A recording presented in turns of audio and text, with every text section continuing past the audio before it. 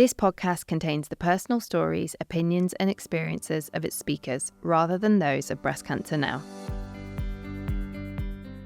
Today's episode is with Hayley Gullen, the author of a brilliant graphic memoir or book of cartoons and comics called This Might Surprise You. It's a memoir of her breast cancer experience told through cartoons. We somehow managed to cover the entire spectrum of the cancer experience, from parenting with cancer to mental health to the guilt that you feel when people have to take care of you and you can't take care of yourself, to fear of recurrence, to recovering from chemo. And she tells all of this through her brilliant graphic memoir, This Might Surprise You. We tackle both the serious side of cancer and the lighter side and the positive bits that Hayley has taken away from her cancer experience in terms of enjoying her life in a new way and appreciating the little things in life. So I hope you'll find, like the book, this conversation both uplifting and also relatable, because I certainly did. I really hope you enjoy it. Today we're speaking to Hayley Gullen, a cartoonist and breast cancer survivor who's written a brilliant graphic memoir called This Might Surprise You. Hayley's book is a series of cartoons that show what it's like to go through cancer treatment, but in a funny, relatable and enjoyable way. It's a lovely gift for a friend or family member who's been diagnosed with breast cancer, and it's out now. We'll be talking to Hayley about her own experience with breast cancer and how cartoons have acted as therapy, helping her to express herself and assert her identity. Hayley, thank you so much for joining us. Thank you so much. Lovely to be here. First of all, you've created this beautiful graphic memoir full of cartoons about the breast cancer experience. Have you always been an artist? I've always doodled. I've always enjoyed drawing. I did art at school, but I didn't study it, so I've got no artistic training. This is the first time I've committed to an artistic project. I'm a failed author, so basically my whole adult life I've been trying to get a novel published, like a prose novel. I've written 5 over the last 15 years or so. This is my first graphic memoir, and clearly this is what I should be doing. So I feel like I found my niche. What you're destined to do. Yeah. How did you discover that you were brilliant at drawing cartoons? Well, I've always done it. It's just been part of my life. It's funny, I've been going through old paperwork recently and finding I did a cartoon for my school sports day. I did a cartoon for my university magazine. I've always done them at different points in my life. So I look back and think, oh, this was always part of who I was. And now it's not like, because cancer is what sort of inspired me to create this book. But it isn't a new thing. It's something that's always been part of me that's just sort of become brought out more by what's happened to me in recent years. The book is called This Might Surprise You, a breast cancer story. We will talk about your own breast cancer story in a moment, but could you tell us briefly what the book is about and who it's for? Yeah, so it outlines my experience as a breast cancer patient. So it goes from my diagnosis, it goes from me finding a lump when I was 37, and then going through my treatment, so chemo, surgery, radiotherapy, more chemo, and basically to the end of active treatment. So I walk you through, it's a continuous narrative that walks you through what I went through, what the experience was like, and how the outcome at the end of it. Obviously, my story is still ongoing, but I wanted to end it on a hopeful note. So I think the primary audience for my book is other breast cancer patients, people going through it. I know from my Instagram followers that I've shared extracts online and people say that it helps them feel less alone. I think everyone's story is obviously unique. My story is very specific to me, but I think there are universal elements of the breast cancer experience or the cancer experience that I think people appreciate feeling their experiences being reflected. I think it's also useful for loved ones to help them understand what their loved one is going through. And also doctors and nurses, medical professionals can learn a lot from it as well. Can you describe to us your style of drawing? Obviously, we're here on a podcast audio format, so if people don't have it in front, I'm sure they're going to Google it and order it straight away. But can you describe to us the style of your cartoons? Yeah, I describe it as quite cute. I wanted to draw it in a way that is attractive, because people hear cancer memoir and they think grim, bleak, and that's true. That's obviously part of the experience. It is horrible and scary and painful. But I think for me, that's not the full experience of the story. I think there's a hopeful, funny, absurd, there are absurdities, throughout the whole experience that I wanted to emphasise. And I wanted to develop a drawing style that walks that line between hardness and softness and pain and hope. And I think there's something I really like about having a very cute style with big eyes that is attractive, that draws people in, but is being used to communicate quite heavy material. So that's what I've tried to do. And I think my natural style is that anyway. And I've really, but doing this project, it's sort of brought out even more. Yeah.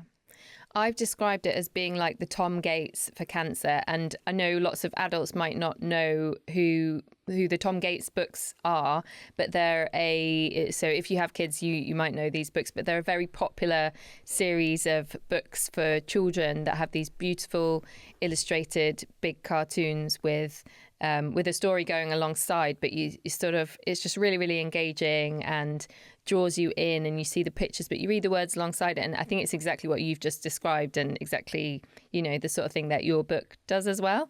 And that's a compliment, by the way. That's a huge compliment. So let's move on to your breast cancer diagnosis. Where were you in life leading up to your diagnosis? You said you were 37. Yeah. So I have a husband and a young daughter. She was 3 at the time. I work freelance as a grant writer, so writing funding proposals for charities part-time. So I did a lot of the childcare as well.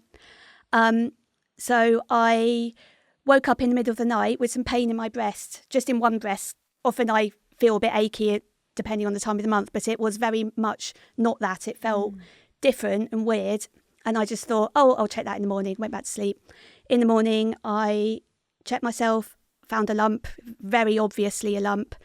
And I thought, okay, I'll go and get that checked. It's probably nothing. I'm young. I'll do the sensible thing. And went to the GP. I got an appointment that morning. I was very fortunate. And they referred me to the breast clinic, and they were saying, don't worry, it's probably nothing. Good to get checked. And it was something. Yeah. So I went to the breast clinic, was examined by the surgeon, who said, it's probably a cyst, but I'll send you for an ultrasound just to make sure. Had the ultrasound, and they did it. And then she said, we'll do a mammogram and a biopsy. And that was totally overwhelming. But I was still kind of in denial. I just thought, they're being very, very careful. But looking back, when they did the ultrasound, I've learnt since that radiologists, they can see pretty much straight away if there's something of concern. And she went very quiet. And I always remember when I left, she didn't say, you'll be fine. She said, good luck. And I thought, but I was still, so I had to then wait a week to go back and get my results. And I was like, why do I have to go back? Why can't they just call me? It's just a load of admin. It's really annoying. And so I was I didn't even worry that much that week. Then I went back and I walked in, and it was the same surgeon who had done the original examination. And I was like all cheerful, going, hello. And normally when I'm cheerful, the other person sort of reflects that back to me, and he didn't. And then he said, it is cancer. And yeah, that was quite the moment. But I think I'd already been through the denial stage, and so I accepted it quite quickly. And then he did say straight away, you have a treatable form. It was primary breast cancer.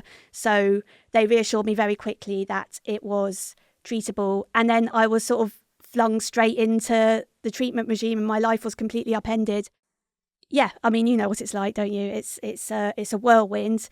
And it took me a long time to actually process all the feelings that came out of that, which I had to do later. I think it's quite helpful sometimes when you have that, not necessarily denial, but you just don't realise, you don't know, you don't know when they say good luck that actually that they're saying that because they already know that you have breast cancer, and it's very useful for you to be naive when it comes to that. Yes. It was very similar with me. So I had, mine was kind of over the course of 4 months. I had various different doctors say, oh, it's definitely nothing. I was only 29 and it's definitely nothing. It's, it's absolutely fine, or 99% it's nothing. And then when it came to, we're just going to do a biopsy, I didn't know then that biopsy often means, or can mean, that, that they think that you have, that they think that it is breast cancer and that they're testing it.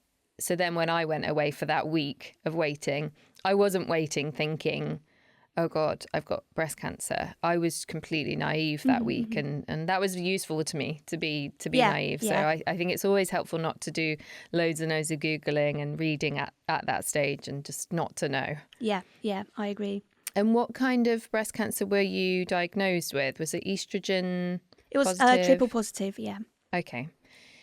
So I think you mentioned chemotherapy, radiotherapy. So what was your, did you have surgery as well? Yeah, so I had 8 rounds of chemo. I had breast conserving surgery, 15 doses of radiotherapy, a couple of Phesgo injections, and then they switched me to Kadcyla. So I had 13 cycles of Kadcyla, and now I'm on tamoxifen.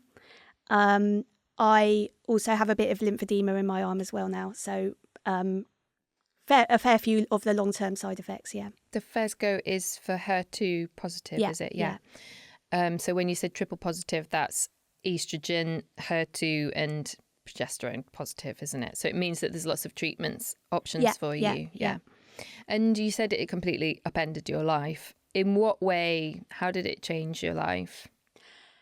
I think when I reflect on that whole experience, the thing that really stands out is the change to my identity, because I was just a normal woman with a good career, family, enjoying my life.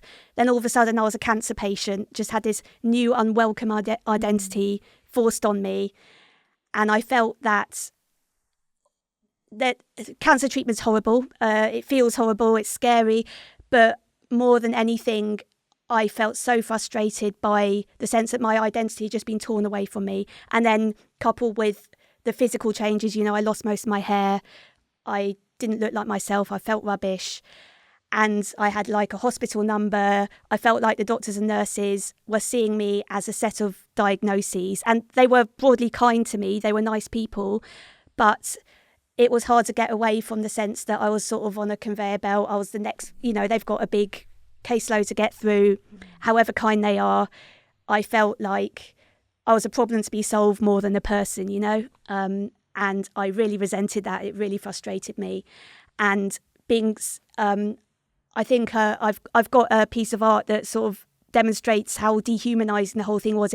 It's of me hooked up to a chemo machine, and it's a repeating image, and you've got beep, beep, beep, and the caption is beeping machines that made me feel like a widget in a factory, because when you're sitting there, you feel so powerless because you can't move because you're hooked up to the IV, and you're waiting for the nurse to come if you need something, and you hear the beeps, and then you're there's loads of other people there, and it just feels so dehumanising. I think that's what's so brilliant about your book. You have these cartoons that when I first saw your work, which is in the really early stages of the book, but lots of these cartoons have made it into the final book, haven't they? It just resonates with you as a patient, as someone who's been through that or is going through that. It's such a brilliant read because you look at it and you see this design showing something funny that you might not have actually thought of yourself, but you put that into words for us and you put it into drawings as well. So showing us as a robot in a machine in a cancer hospital. I remember writing a blog actually in 2013 about radiotherapy, because when I was having radiotherapy, which went on for like 6 weeks or something, the radiographers in the room use all these terminology around you, and I remember them saying things like 13 centimetre soup or something. They were always saying 13 centimetre soup, 42 centimetre soup. And I, in my head, was like soup as in SOUP. But they were SUPE. And I think it was like up and down. They were talking about the position of the lasers in the radiotherapy. I hope no radiographers are listening, because that's entirely the wrong terminology. But it was me as a writer and as a person who thinks about words, thinking about the words that they're using around me, not understanding it. It's just like all this noise going on around you. And your book really puts that experience, that dehumanising experience, into words and writing, I think. Thank you. Makes sense. Yeah, I having sort of jargon sort of blasted at you, I think is a very relatable experience if you've been through cancer treatment. I've got like a page in my book where I go into my consultation with the surgeon and I've drawn him on a cloud like a god, and he's like booming big words down at me as a way of showing that sort of, I felt so distant from, we're in the same room dealing with the same problem but from completely different angles.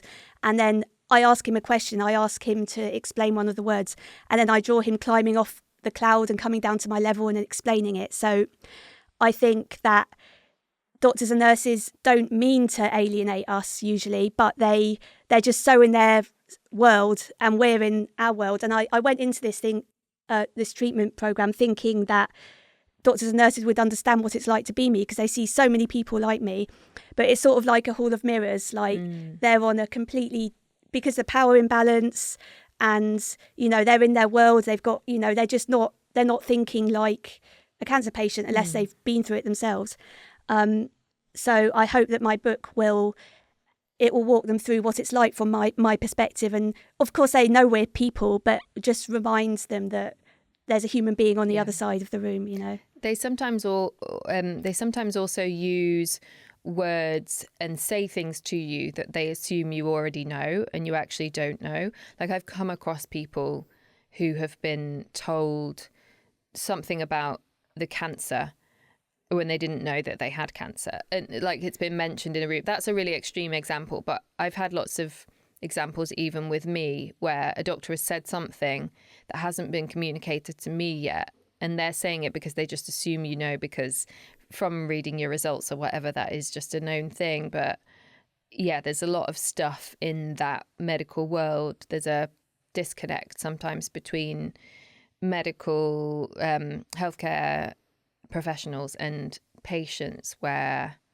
you just like, what you're like a deer in headlights kind of thing. And again, that's what your book sort of communicates in a way that really we can relate to. That reminds me, one time in chemo, I'd had an echocardiogram, and the nurse just came up to me and said, "Your echo is 58." And then she looked at me as if she was waiting for me to say something. I was like, is that good, bad, medium? No idea. It's like they just assume because they know. Yeah. Which, of course, I don't know. If no one's told me that before. It was fine, by the way. But yeah. Okay, good. So at what point in your treatment did you start writing and drawing this book? So I talked earlier about how dehumanised I felt by the whole experience, and that feeling sort of kicked in pretty quickly after my diagnosis. Like literally the next day, I was back for an MRI scan. So I was in a big machine. My life was just completely upended, and I felt incredibly frustrated by the fact I was being seen as a patient and a hospital number. And I'm like, damn it, I'm Hayley.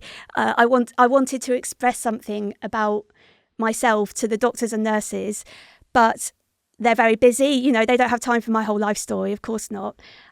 So I felt like I wanted to do something, but yeah, it's quite weird looking back. I had this sort of overwhelming feeling there was something I needed to do, but I didn't know what it was. And then I heard that my surgeon was going on paternity leave for a couple of weeks. Now, I like my surgeon, but he was kind and attentive, but I definitely felt that distance. And I completely appreciate the need for professional boundaries, but at the same time, it also really frustrated me because I wanted him to see me as Hayley. So I had this idea to draw him a card of congratulating him on his baby. And it was quite a dark humour card. So it's in the book, it's a picture of me about to go under the knife and his baby is passing him a knife to operate on me. So I gave him this card, and he didn't open it in front of me, but he was clearly very delighted to receive a card. But I didn't know how he was going to react when he opened it. But then in my medical notes, he wrote about it. He said he thought it was delightful. So that was really lovely. It was a sign that I'd found a way of connecting across that divide, and he had responded positively.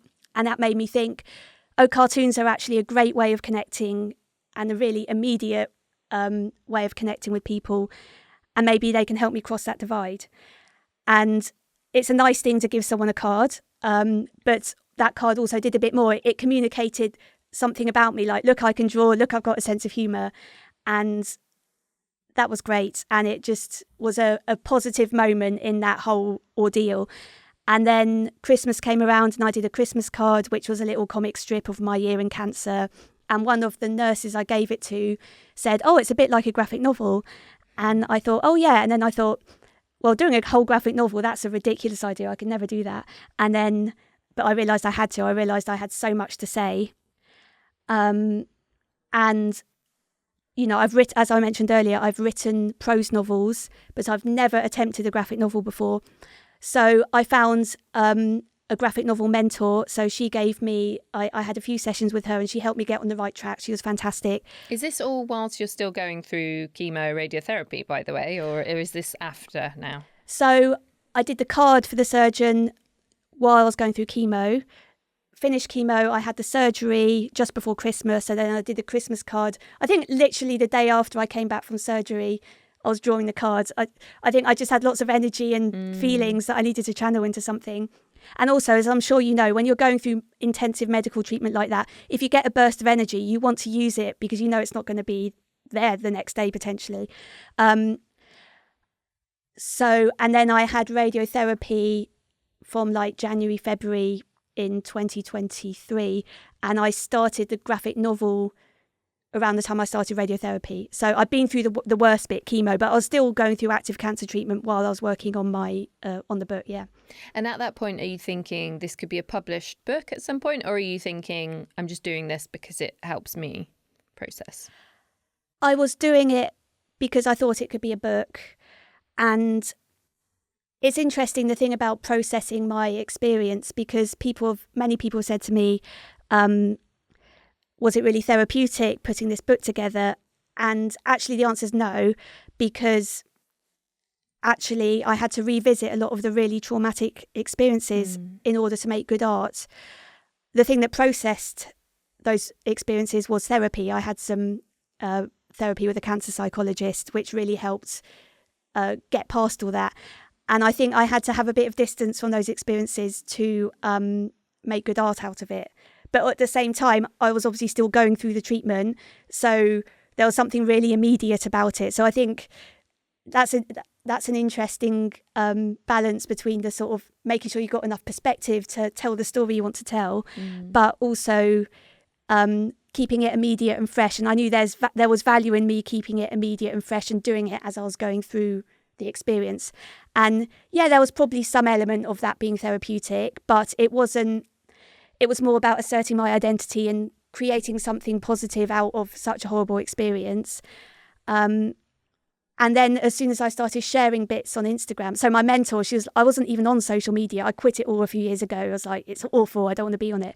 But my mentor was like, Hayley, you should probably get on social media to promote your art. And I thought, oh, probably should. Okay, fine. And then I joined it. And then I discovered the online cancer community, which is fantastic. And I realised the way people were responding to the bits I was sharing, it's like, this is maybe who my audience is. And I thought maybe if I develop this, I can build a profile and maybe I can get a book published. And I was correct. So that was great. Well, before we move on to how you got this book published, tell us about those other 5 novels that you'd written in the past. Like, what kind of novels were they? And I guess that means you've always wanted to be an author. Yeah, I would describe them probably as commercial women's fiction, slightly quirky. I'm not going to revisit those particular novels. I've sort of, as I'm sure you know, cancer sort of changes you, and I'm not the same person I was when I wrote those novels. There's different stories I want to tell now. But yeah, I've been trying to get published ever since my sort of early 20s, and I've occasionally had nice feedback from literary agents, but never got an agent, never got published. And I was getting a bit tired of that grind, you know, sending everything out, getting it rejected, and thinking maybe it's time to try something different. I dabbled a bit in writing screenplays, which was fun. That never progressed anywhere, mainly because then I got diagnosed with cancer and then everything changed. Before you got diagnosed with cancer, what was your response to those rejections? I mean, you obviously kept going, you kept writing. Were you just determined to, you know, have something? You obviously believe in your work. Yeah, to be honest, I'm not actually that bothered by rejection. I mean, my day job, I'm a fundraiser. My first ever job, I was a street fundraiser for Greenpeace, literally standing on the streets asking people for direct debit. So believe me, I know about rejection. And I think, you know, yeah, it's not the result you want, of course, but I don't know how to talk about this without falling into cliche, but it's like you learn and you grow with each one. You're resilient. I try with my I think with creative work, it's you put so much of yourself into it. It's hard to see it clearly. You've got all your emotions and potentially a bit of ego, and you know, it can feel very personal if you're rejected for your creative work. But I tried as hard as I could to, you know, I want to be a creative professional, so try and pour my heart into the work, but then have that professional distance from it when it's created. Send it out into the world. If people reject it, think, okay, do I agree? Is there something I could do better next time? Or is it as good as it could have been? And maybe someone else might be interested. And so, yeah, I think rejection is just part of it. But after a certain point, you're like, I was getting to the point with my writing that it's like, this isn't working out. Maybe, you know, I wasn't going to cry about it, but it's like, maybe I should shift my approach somehow. And looking back at those novels, I think they had many merits. The first couple were rubbish. I wouldn't want those out in the world. I was certainly improving though, but I don't think that what I was doing was different enough from what other authors do. I mean, commercial women's fiction is a very crowded market, and I hadn't carved out enough of a sort of niche for Hayley and what I'm saying and what I was doing. But I think I have now, and I think that's what's helped me get attention. And what do you think it is about this book that has meant it's been the one that's allowed you to get an agent and a publishing deal? Well, I think comics is so visual, so it works great on Instagram. So that's I can post about my book without being like, buy my book in every post, because I've got something to share and communicate, and it builds those relationships online. I think my way of seeing the world, people seem to really like, which is like, I think I'm a very honest person. I'll talk about the sort of really dark stuff. I'll talk about the funny and silly stuff, and I'll talk about really personal stuff as well. I'll talk about, you know, my mental health and all of that I go into in the book. And finding the sort of humour without being too sort of superficial. Like, it's easy to make a funny joke, but then what's, as I was saying earlier, cancer is not all horrendous grimness, and no one wants to read a book that's all horrendous grimness. But a book that's just cancer jokes isn't honest either, because you're not tackling the difficult stuff. So I think where it works is because I am finding that balance, and also I'm telling a story about human connection. I think the ultimate message of my book is that human connection helped me to heal, and like giving the surgeon that card, expressing my identity, showing people that I'm a person, recognising that they're people. I think in the bustle of the NHS and the pressure and the targets and all that, it can be forgotten, and I just want to remind people of that. Absolutely. That's what it's all about. It's all about having that connection. And I think hopefully what you'll do with this book as well is I hope that lots of healthcare professionals will pick up the book and will read it, and will see that perspective in a really accessible way. They will see that perspective of the patient, and hopefully, you know, there'll be one or two surgeons or oncologists who will look at it and be like, oh, I didn't know patients feel like that. Hopefully that'll be really helpful. So I had my radiotherapy pages got published in the medical journal, and I I found radiotherapy a bureaucratic nightmare. Firstly, they kept changing my appointment times all the time, which was really stressful and upsetting. So they say, oh, it's your appointment's at 12 noon. I was like, okay, great, I'll be back for the school run. And then I get a text the day before saying, your appointment's at 3. It's like, okay, my husband needs to cancel his meetings so he can do the school run. And there was no recognition of the stress this caused for me. I felt like a tiny cog in a machine. And I felt the stakes were so high that I didn't want to make a fuss because I wanted to go and have the treatment to stop me having cancer again. And it was really upsetting. And I got messages from doctors afterwards saying they would really think about the story I told there. So that was really, really good to hear. Yeah. Just going back to what you just said about you've got to have the humour in there mixed in with the sad and the serious stuff. That is something that was also completely with me when I was writing my novel, Single Bald Female, that, you've got to put the humour in there because no one wants to read a book that from cover to cover is just sob, especially if you're going through that in real life.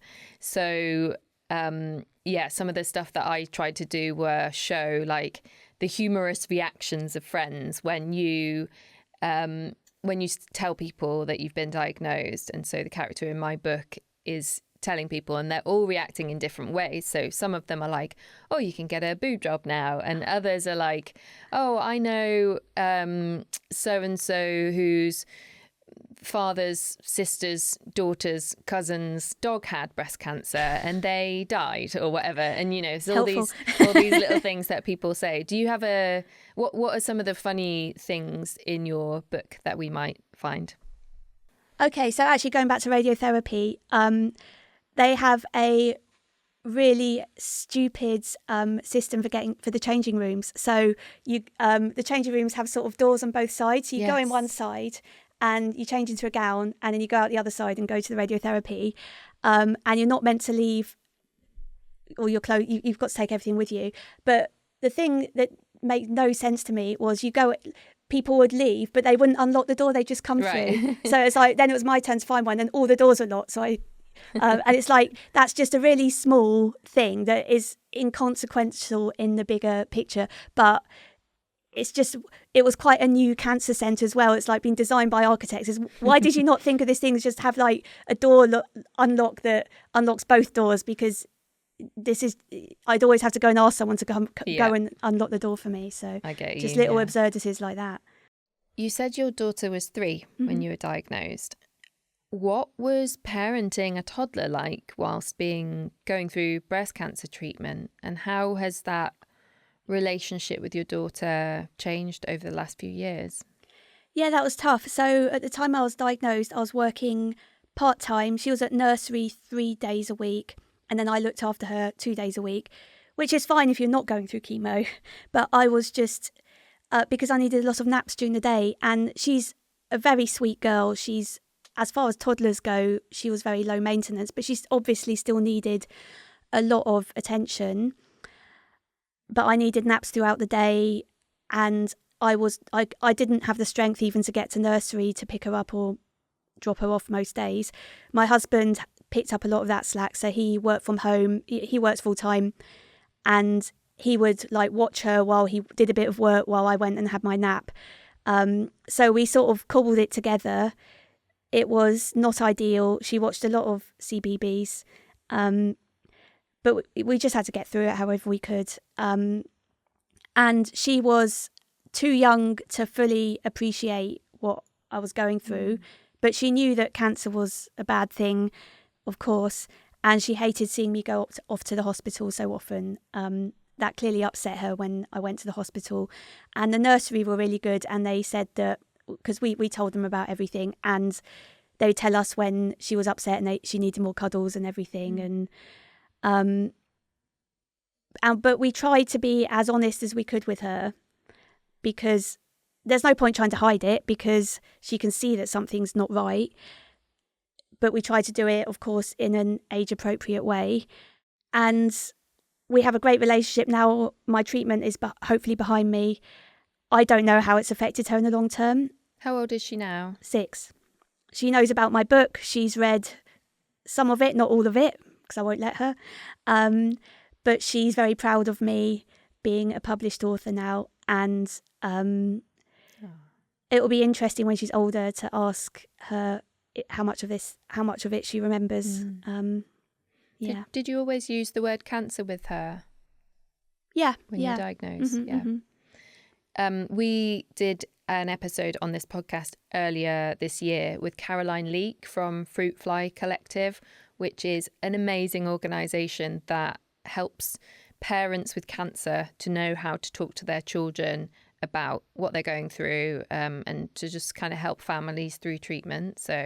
And she does it in a totally age appropriate way. So if the child is 3, she'll give you kind of techniques, even like cuddly toys for how to talk to your child and how to communicate those things. And then also gives tips on how to get through chemo whilst also managing a toddler. So you might have like a box of fun stuff that when you have no energy, you can say to your child, okay, let's get the box out and we can see what's in that box today and we'll have a play with those things. So yeah, if anyone's listening who does have kids of any age and they're going through cancer treatment, then do have a look for that episode with Caroline Leake. That sounds great. I wish I'd known about that at the time. I know, right? Yeah. I had my youngest stepdaughter. I have 3 stepdaughters, and my youngest stepdaughter was 8 when I was diagnosed with secondary breast cancer. And I also wish I'd known about Fruit Fly Collective at the time, because it is an absolute minefield knowing how to communicate cancer to a child of any age. And I think sometimes even can be harder when the child is older, when they're old enough to understand, or if they're a teenager or whatever, because they probably know more about the scarier sides of it. But hopefully your book will also help you to keep that in, keep the fact that you've had cancer in your family life, but in more of a, I don't want to say fun way, but in a more light-hearted way. She knows it's there. She knows you had it. She knows that you're recovered now. And hopefully that book, when she gets older, will be a way for you to sort of talk through and process some of that stuff that happened with her, maybe. Yeah, I hope so. There is a bit in the book where I think your husband cooks dinner for you and you apologise and say, oh, sorry, thank you for cooking for me. Sorry that I couldn't do it. Was guilt a big thing that you experienced going through treatment? Yeah, absolutely. I felt so guilty that I couldn't do everything I normally did for the household. My husband was working full time. He was doing all the cooking and cleaning and childcare.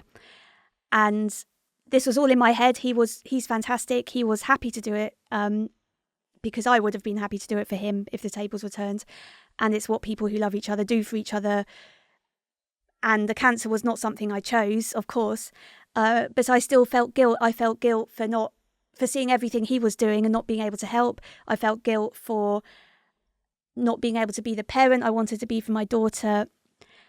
And these were feelings I had to process later. And I can see logically, of course, it was not my fault in any shape or form, but there's so many different feelings and traumas that cancer can cause, and this was one of them.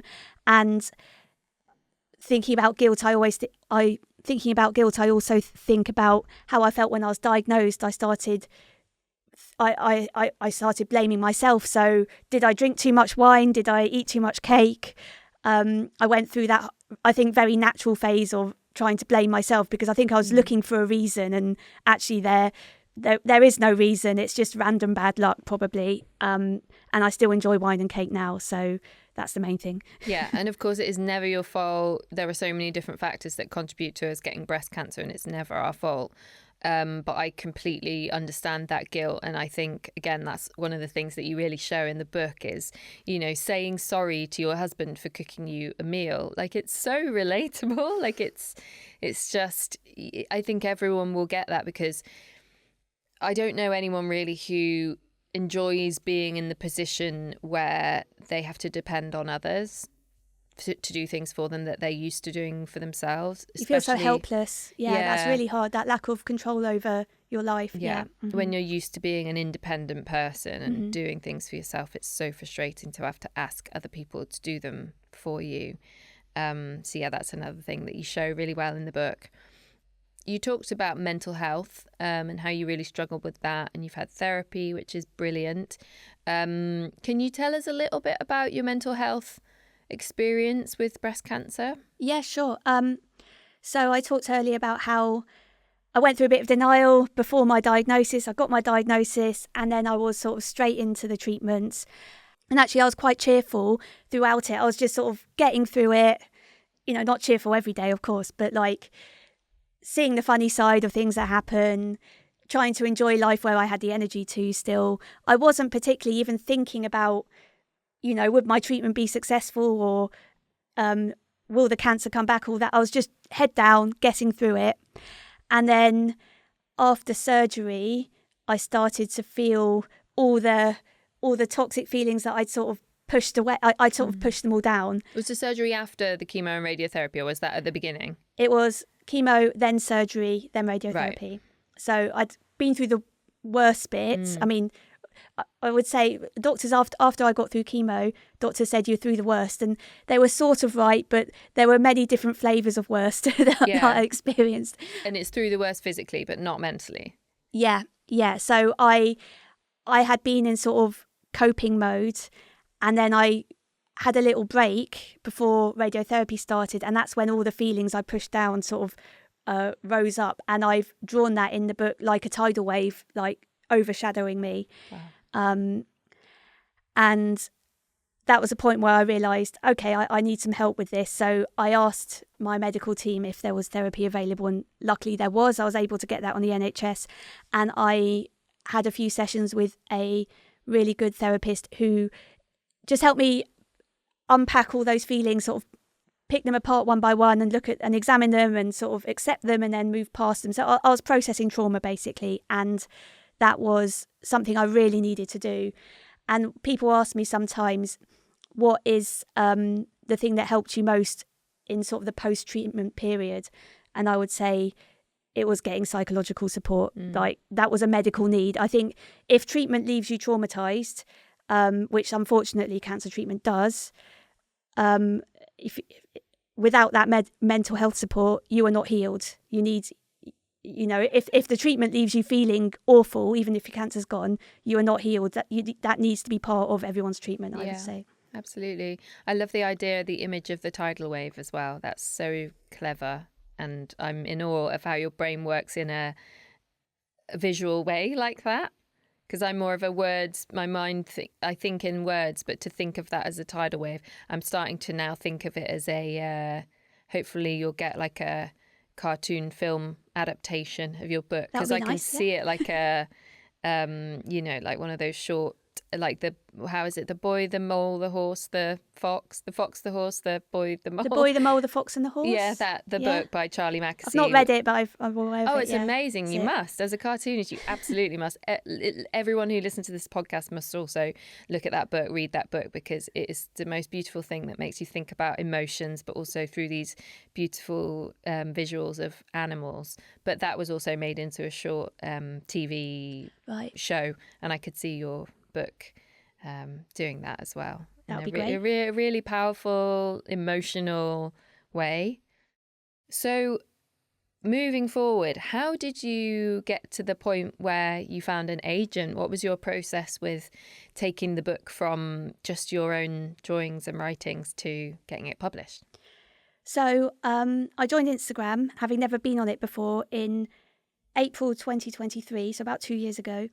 I tried to look at it as a tool. It's like I looked at it and I saw all the people in the cancer community on it, and I read some advice on how to use it. And I thought, maybe if I do this right, I can build my profile, share cartoons. I could see that there wasn't anyone doing quite the same thing I was doing. So there was a gap. So I gave that a go, and it worked. I built an audience, and my audience is mainly women who have been through breast cancer or going through it, but not exclusively. People with other kinds of cancers, people who care for loved ones, doctors and nurses. And it turned out that through all that, I got approached by the culture editor at the paper, and she asked me, because she'd been alerted to my work because her mum had been going through breast cancer, and she asked if I'd like to do a piece about my cartoons in the iPaper. So I said yes, Wow. which was awesome. And I'd already been approaching agents at that point, hadn't got anywhere. But when my piece came out in the iPaper, I followed up with all the agents that it was still out with and said, look, I'm in the iPaper. And I got 2 offers from agents. Wow. So that was awesome. And Julia, my agent, when she called me, she said, Hayley, I know exactly who I can sell your book to. And she was right. She did sell it to them. So that was great. And it's out here in the UK, but it's also coming out in America. Yeah. How do you feel about that? Yeah, that's more than I ever expected or dreamed of. It's amazing. Yeah, really excited. Why the name This Might Surprise You? Because it is surprising. I was very keen when I was thinking of the title and the whole approach I'm taking. Lots of breast cancer content, it leads with the boobs. I did not want boobs or breasts or that word in my title because everything's very feminine and pink, and that's fine. You know, there's an audience for that. You need to have a brand. I want to show that this book is something different from all that. It's very relevant to people with breast cancer or any other cancer, but it is not, it's a different message, slightly, you know, not like anti that, but just sort of complementary. And I think I was so ignorant about cancer before my diagnosis. I was told I had cancer, then I thought, oh, I'm going to die. When am I going to die? Thankfully, that's not what happened. And I knew so little. I knew that you lose your hair and you feel a bit sick. That's what I knew. And obviously there's so much more to it than that. So I was surprised both positively and negatively at many points during my whole experience. So I wanted to have a punchy title, and I was quite surprised that it doesn't seem to have been taken by anyone else. So I was like, yeah, I'll have that. It also kind of goes adjacent to This Is Going to Hurt. Yes, exactly. Which is another, really amazingly popular and brilliant book. Yeah, I had that in my mind as well. Yeah. How do you hope people will react to the book? I hope that it will help people feel seen. When I was diagnosed, people gave me guides to breast cancer and all that, but I just felt so overwhelmed by information. I didn't want to read anything like that. I wanted escapism. I read space operas and period dramas and all that. I wanted things that took me out of my situation. But I think if someone had given me my book, it would have been like a friend to me. That's what I hope it will be for other people. It walks them through, and I'm honest and said, look, this will be really hard.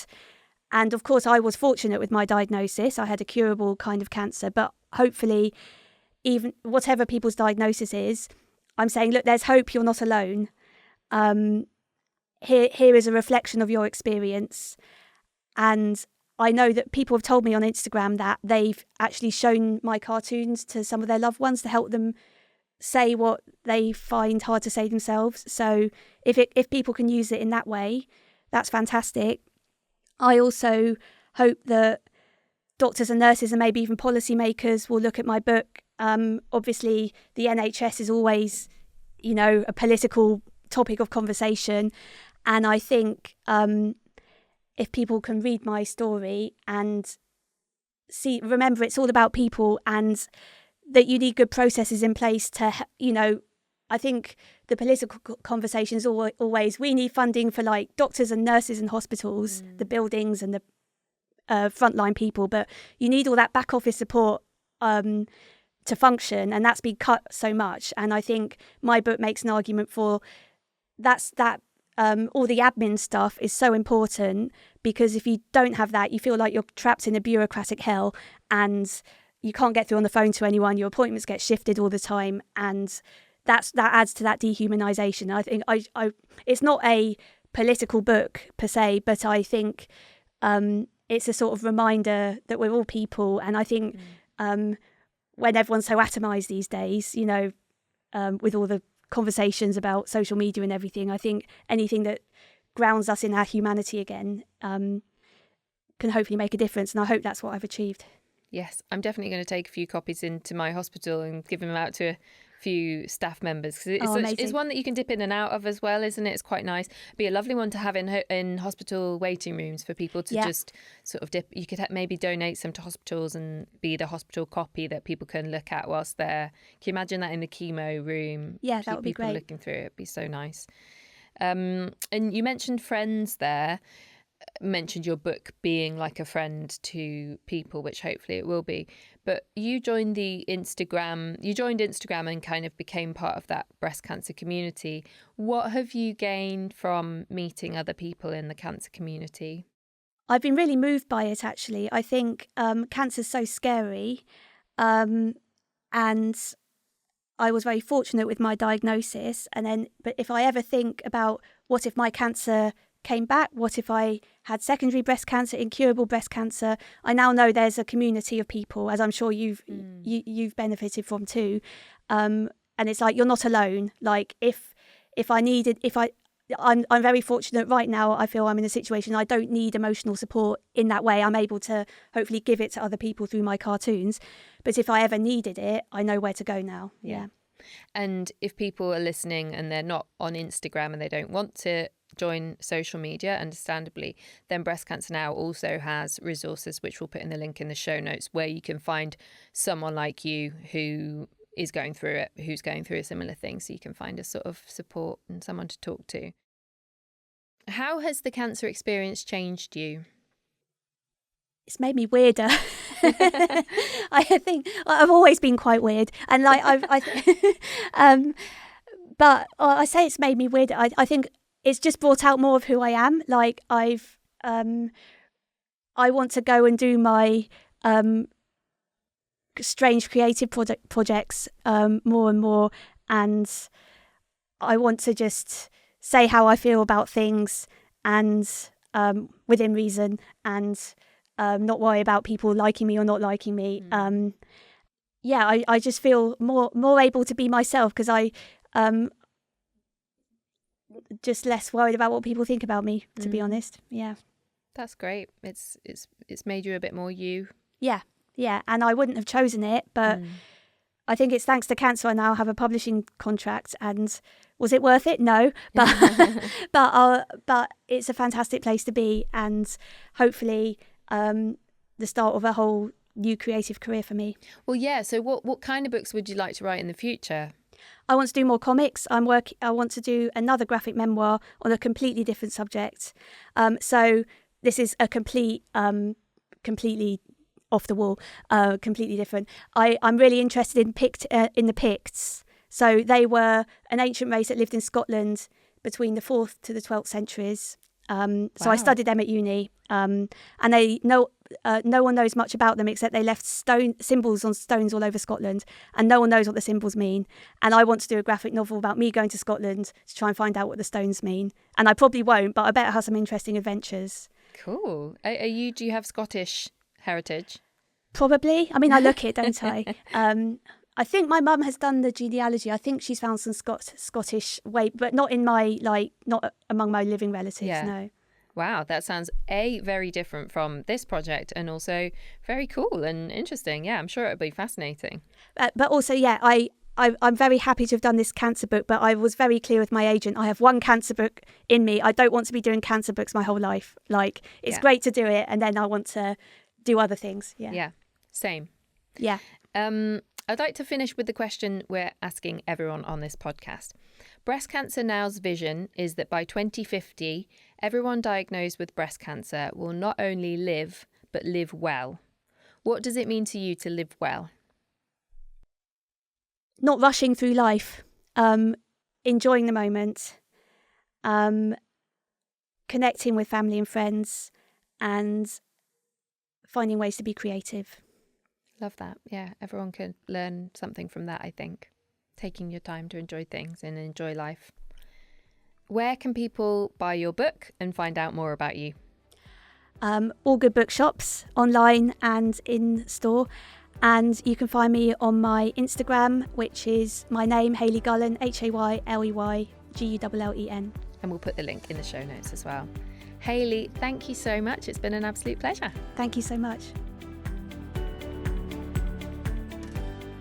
If you enjoyed this episode of the Breast Cancer Now podcast, make sure to subscribe on Apple Podcasts, Spotify, or wherever you get your podcasts.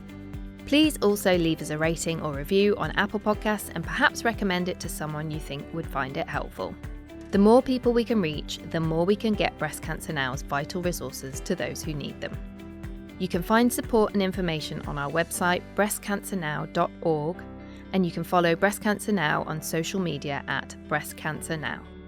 All the links mentioned in this episode are listed in the show notes in your podcast app. Thank you for listening to the Breast Cancer Now podcast.